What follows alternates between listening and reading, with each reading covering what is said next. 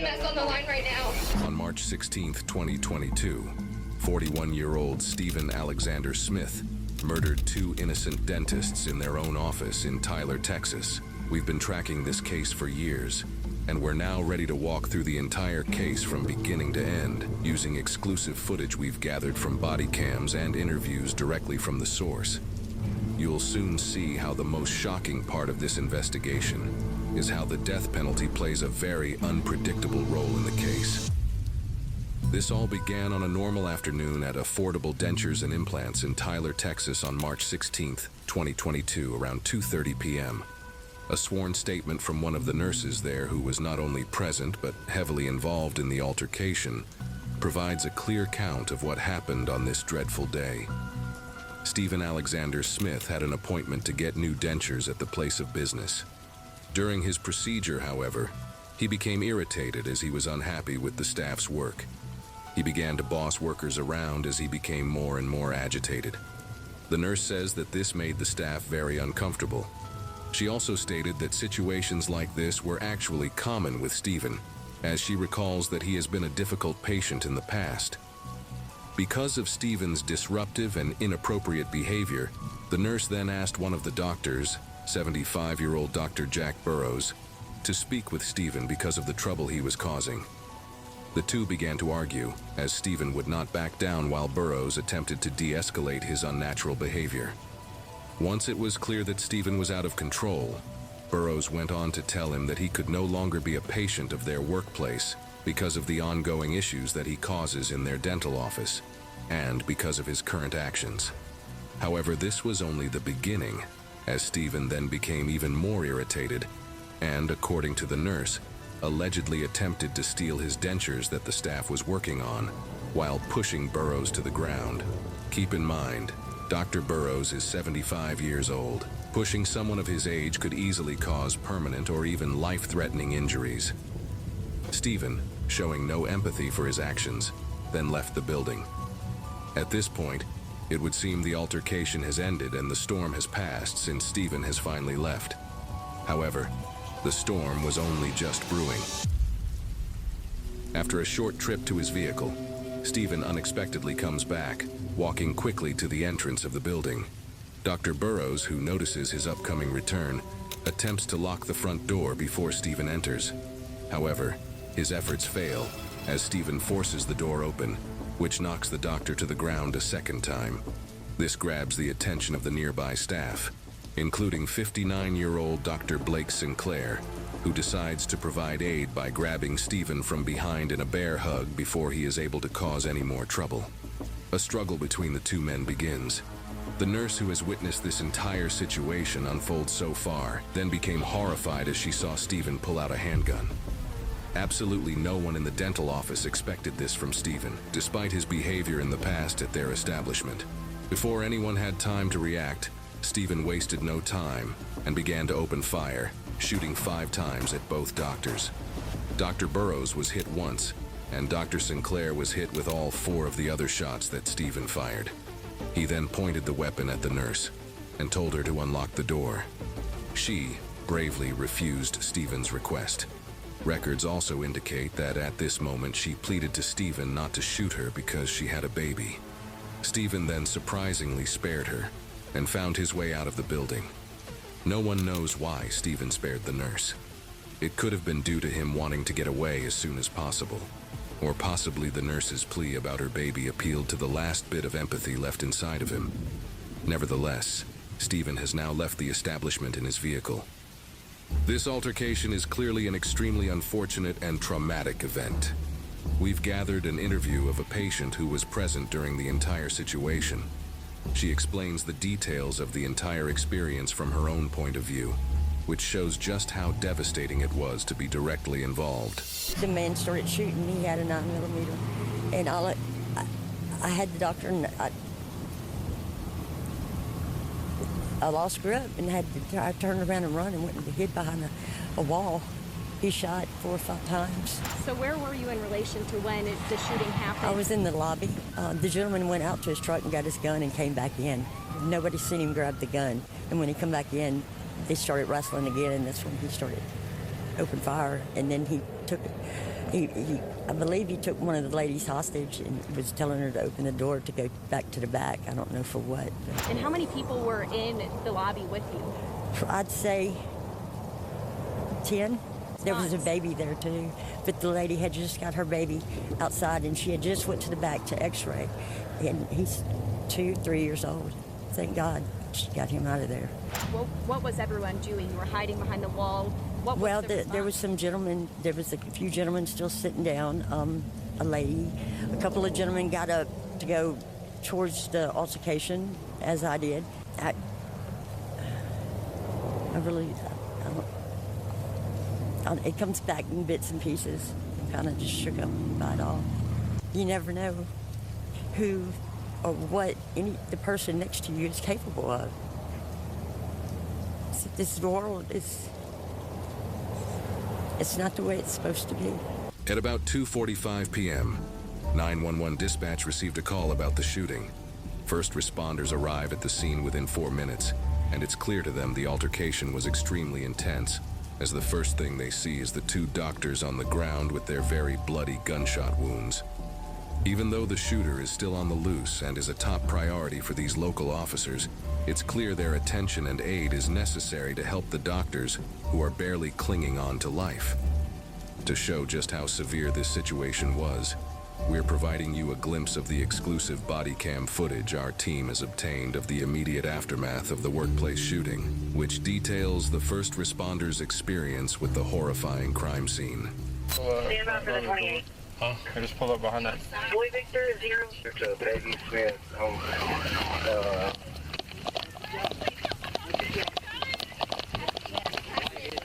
They got towels and stuff? Hey, let me grab some gloves, Chad. Hey, grab me a pair too. Yeah. I have EMS on the line right now. Okay, where's he hit at? He's got We got 2 faces down. Both of our doctors. What's his name? Dr. Burrows. EMS. Jack Burrows. Jack.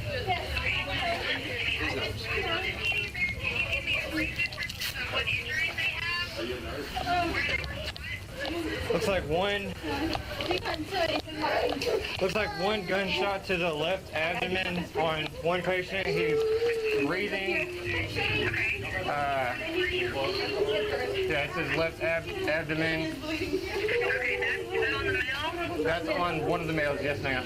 Okay. What's the next one? The next male looks like we got labored breathing. He's barely breathing. Looks like His arm's broken. His arm's broken. he's got a broken arm. Yes, Smith County Sheriff's Office. Okay, listen to me. I'm going to walk you through what we need to do, okay? Because he's barely breathing. Okay. Okay. Hang on 1 second, okay?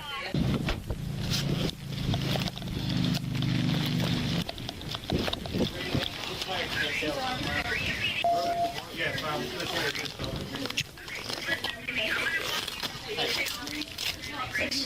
okay. Hang on 1 second, okay? Go ahead. Go ahead, I'm listening. First of all, where was he shot? I'm trying to check right now, okay? Okay, let's get off. Got one shot in the shoulder, We got one gunshot to the shoulder upper arm. of the upper arm. Jack? Jack, Hey, come on, bud. can you hear me, Jack? Stay with me, man. We have towels on him. We're trying to find gauze right now. Okay, so one key pressure on that, okay? One that's barely breathing. Let's talk about him. Do you have those ones covered? As good as best we possible. can tell. Yeah, as best as we can tell. Okay, is he still breathing? No, it doesn't look like he's breathing. Look like it. Hang on, I'm gonna check for pulse real quick. A little bit. I'm trying. Get carotid. Do you feel anything? I'm checking. Very light. That's a very light pulse. Carotid pulse is very light. Okay, so this is what we're going to do next. Is he flat on his back? No. He's laying on his side right now. Okay, get him flat on his back. And what about the other patient? Is he still breathing? He's breathing. Yes, he's breathing. On 3, let's move. 1, 2, 3. How old Flat on his is back. how old is the male? I'm going to put this up. He's 75. 75. Okay. Okay, do you have him flat on his back? Have him flat on his back. He's got one broken arm at least. It looks like the bullet might have separated the bone altogether. How's the other patient? How's the other patient? They're still...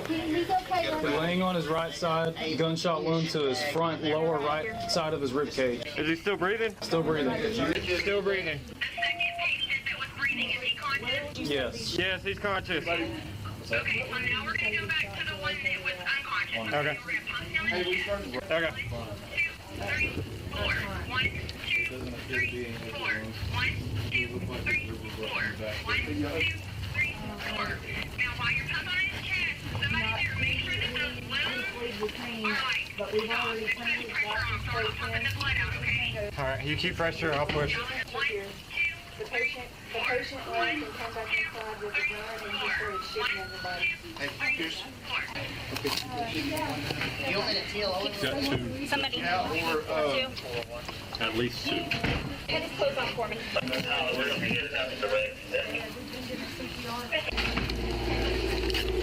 While continuing to perform CPR on Dr. Jack Burrows, first responders decide to get Dr. Blake Sinclair out of the building. Let's go. All right, here we go.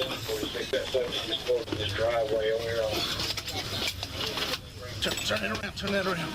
All right. Come down for a second. Let's regroup here. Take your time. All right.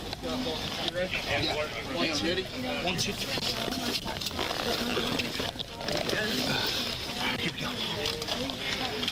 I don't know how many. You got scissors?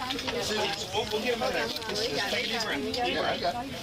He's been going for a little while, so he might need to go ahead and be swapped. We got one in the ambulance that's about to head to the UT Main to get surgery. He's got one gunshot wound right here. You still think it's a patient? Yes, yes, sir. And then we've also got one in there that they're working on right now who hasn't shown any other signs of life yet. While EMS takes Dr. Sinclair to an ambulance, they decide to do the same with Dr. Burrows. There it's going. Quick, y'all ready? Yeah. 2, 3.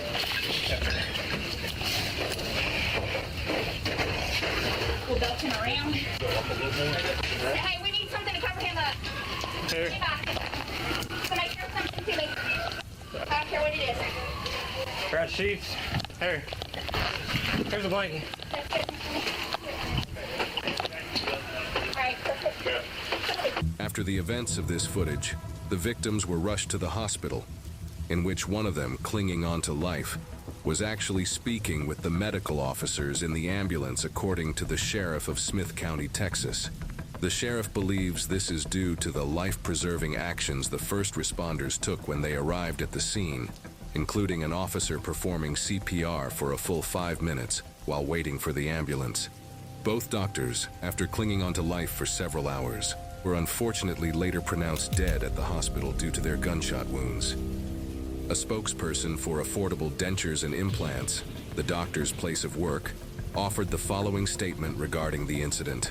"We are deeply saddened by this tragic incident and hold Dr. Burrows and Dr. Sinclair and their loved ones in our thoughts and prayers. Our immediate focus is on supporting our employees, our patients, and the families of those impacted by this horrific event. We are grateful to law enforcement for their bravery and professionalism in the face of senseless violence, and will do whatever we can to assist them."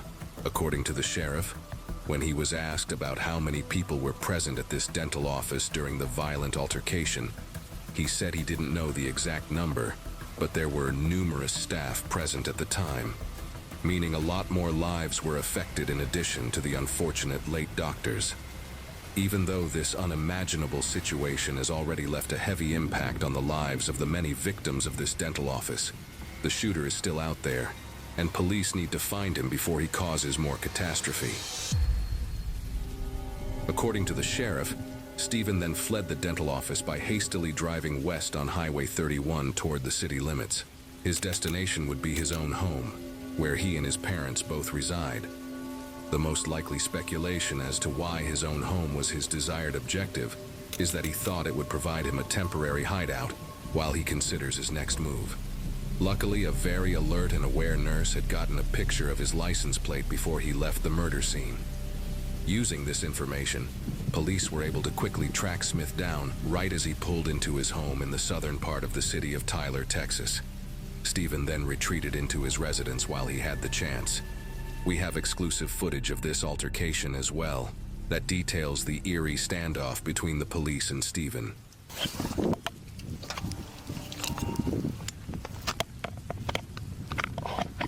Yeah, I know. I want you on the other side, but I want you to stay here so you can move the car in and out. But don't let any citizens across. You want a deputy or something, man? Who you here with? KLTV. Can I get you back up there with that? Because you're in a danger zone, brother. Yeah, you don't want to be up here, man. Okay? Actually, behind that police car back there, probably your best spot. Okay. Yeah, y'all get y'all loaded up and get out of here. Y'all make sure y'all stay off of this side of the house. We've got a situation next door to you. And I want to keep y'all safe, so make sure y'all stay off that end of the house, okay? All right. We'll let you know when everything's all right. All right. Considering that nobody knows what dangers Stephen is capable of, these officers are taking extra precautions with everyone in the vicinity so that no one gets hurt. Once the perimeter around Stephen's home is secured, officers prepare to negotiate with Stephen. Hey, y'all keep watching the window. I'm on it. Hold. Don't expose yourself too much. All right,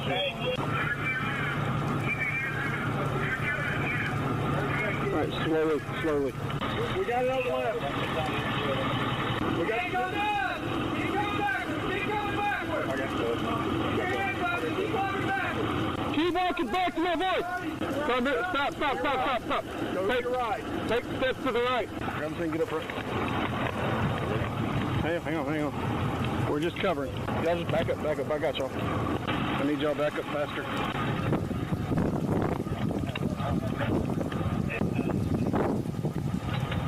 After multiple minutes of this standoff, Stephen's parents, who were also in the home, exited the residence after talking with police negotiators. A few minutes later, Stephen was also convinced to join them, as he too exited the residence and turned himself over to the officers, who were then able to gain custody of him without struggle.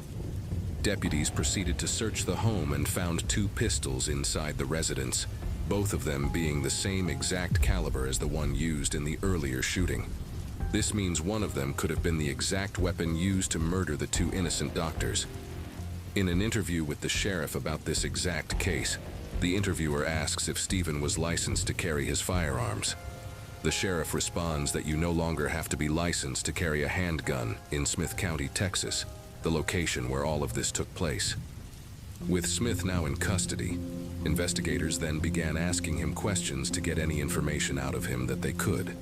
However, Stephen invoked his right to counsel, meaning officers were not able to interview him. Soon after, he is set a very hefty bond which reflects the seriousness and nature of his crimes.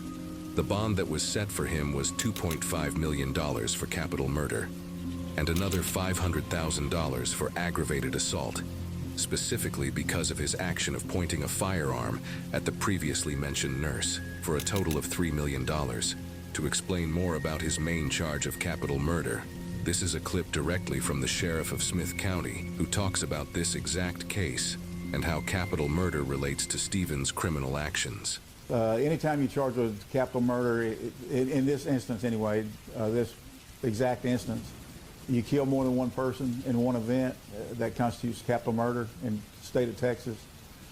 He would be facing automatic life imprisonment or up to and including death upon conviction. Stephen will now wait 2 years from his original arrest date back in March of 2022 to get his official verdict, in which, as we just heard from the sheriff, the death penalty is officially on the table. We now fast forward to November of 2023, where Stephen's trial is soon approaching in 2 short months. As we previously heard from the sheriff, the 2 main verdicts for a capital murder charge are either life in prison or the death penalty. A state case like this, since it took place entirely within the state of Texas, falls under the jurisdiction of the local county district attorney's office. The district attorney has control over criminal cases that violate state laws, which includes capital crimes and, in turn, in Stephen's case, capital murder. Since the death penalty is controlled at the state level in the United States legal system, the district attorney of Smith County, Texas, Jacob Putman, will be a major decision maker regarding Stephen's verdict because he is able to choose whether to pursue the death penalty or not. Putman, in an unexpected turn of events, announced that the death penalty is no longer being sought out by the jury. After being asked multiple times why this decision was made, Putman said he would like to comment on the reason, but he couldn't. Since it is unknown why the death penalty was taken off the table, there are many speculations as to what caused this hugely impactful decision that has very likely changed the course of Stephen's fate. A contributing factor could possibly be that Stephen previously had no criminal history. It could also have something to do with the death penalty being seen as immoral by more and more people. There are countless possible ideas that could have led to this decision, so comment below and share what you think the reasoning could have been. However, with the death penalty off the table, the official verdict would now soon arrive in 2 short months, on January 22nd, 2024. It's now time for the trial. January 22nd has arrived and the decision that would affect the rest of Stephen's life is upon him.